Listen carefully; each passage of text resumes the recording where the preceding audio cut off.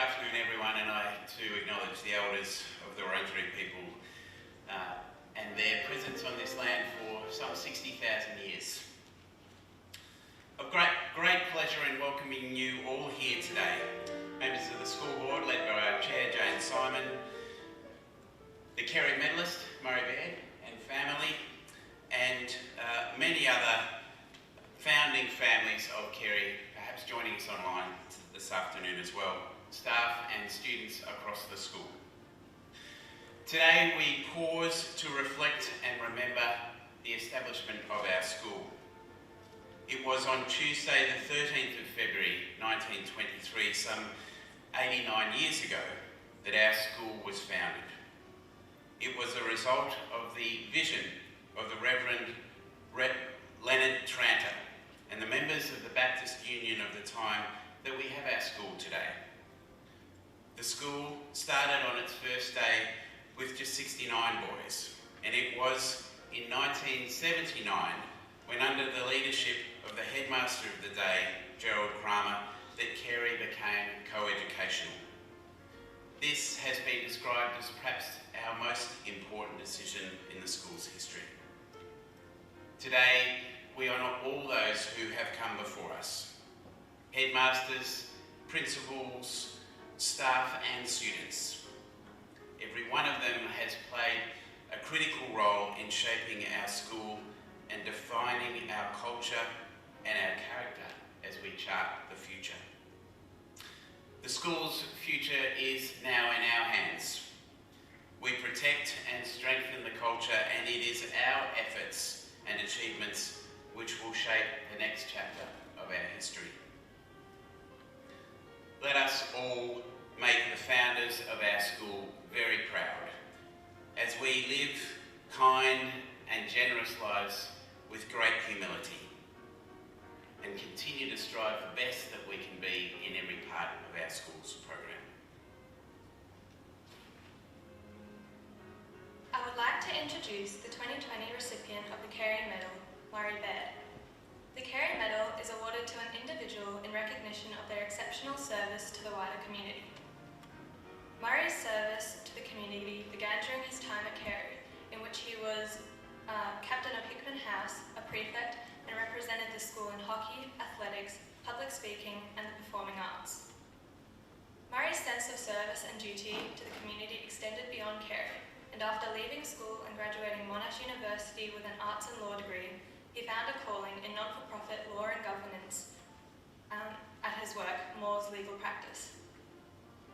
After leaving Moore's, Murray continued to contribute to the community through helping establish and lead the Australian Charities and Non-for-Profits Commission, the ACNC, where they initiated the National Register of Charities during this time. Murray made pro bono work a focus of his career.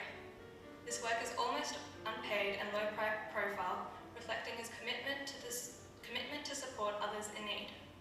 He has also advised governments across the world and on the regulation of the charity sector. As well as contributing to the ACNC, Murray has been a long-term member of the New Hope Baptist Church and the Rotary Club. In 1997, he was recognised for his outstanding contribution to Rotary International. The Carey community acknowledges Murray as a worthy recipient of the Carey Medal, and I would now like to invite John Colwell, Chair of the Carey Medal Committee, to present Murray with his award.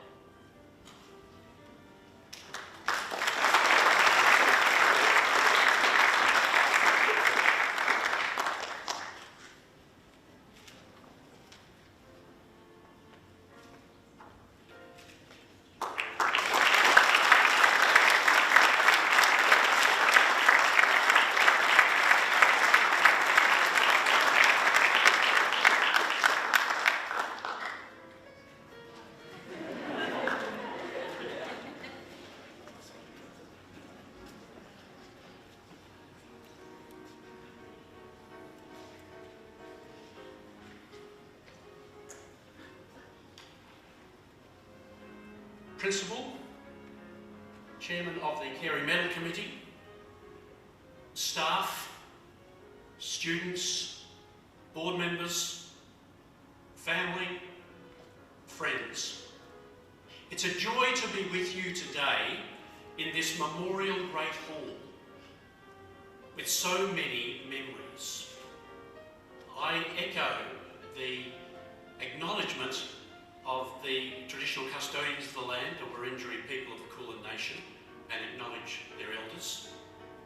I acknowledge those from the Carey community commemorated in this great hall.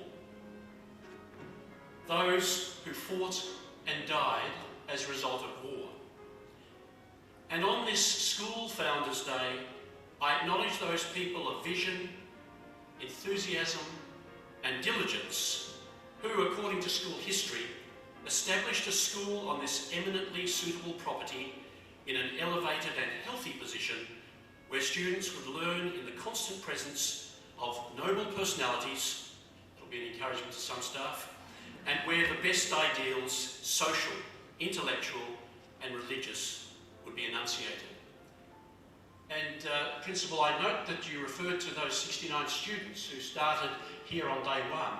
One of the great stories of day one is that the photograph taken in the morning had 70 students. One of those students disappeared by the afternoon and has never been seen since. So who knows what ghosts are wandering around these halls.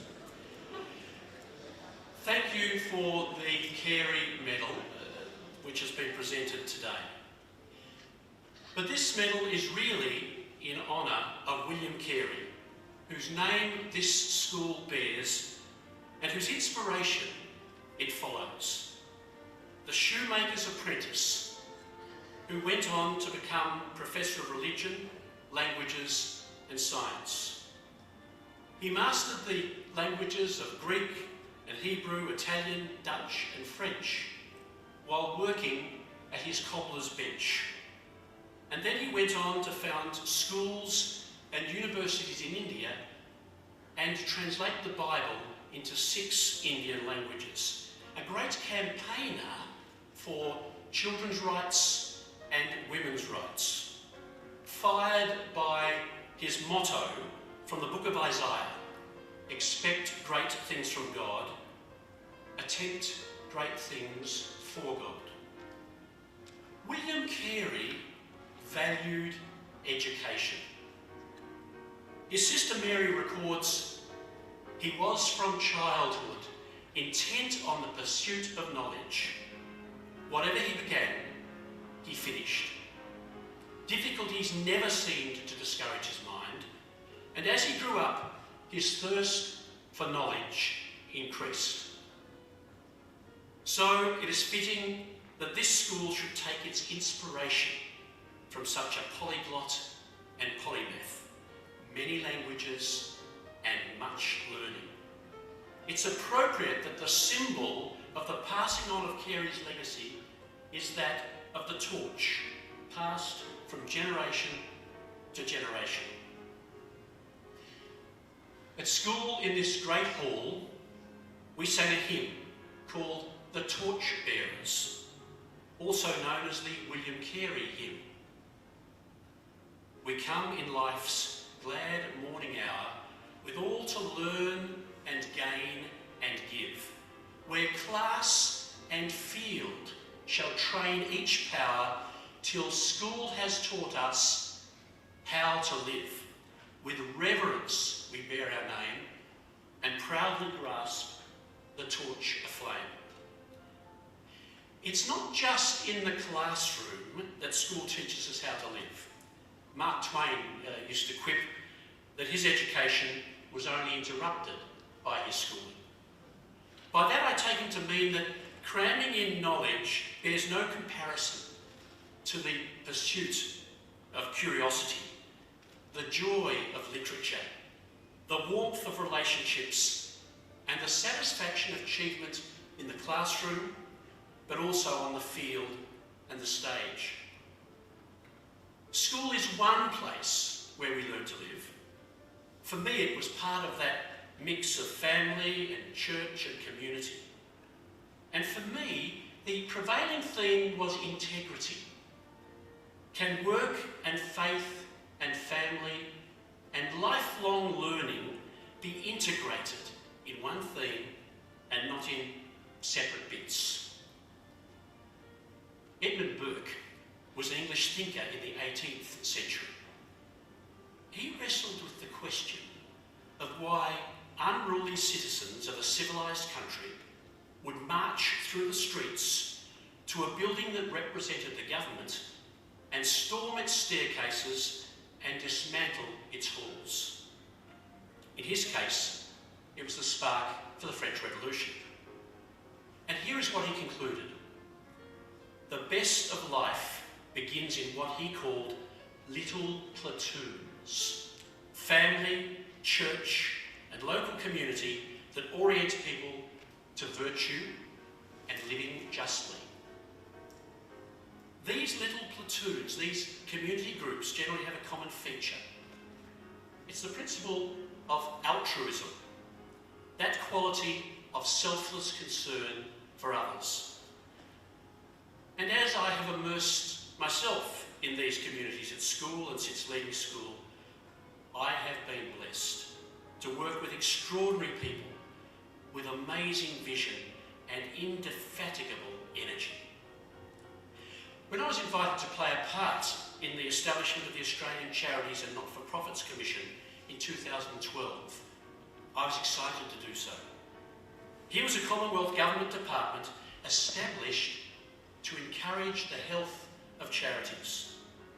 To join our register, an organisation had to demonstrate that they were for the public good, and 60,000 charities joined us.